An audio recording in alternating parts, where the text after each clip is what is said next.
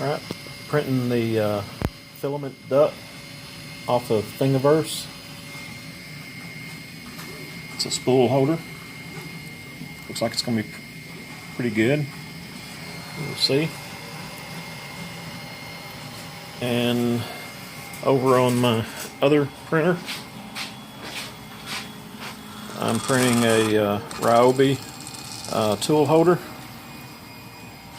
for these cordless tools that you take the battery off, and you can set these tools on this tool holder so you can mount them places to hold it. I got that off Thingiverse. I don't have that link just yet to show you, but I'll put it probably on my YouTube comments.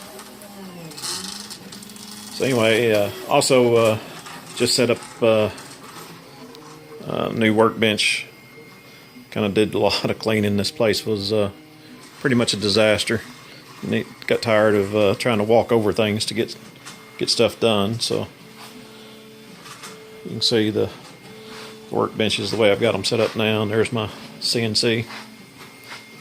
So anyway, I'll see how these go.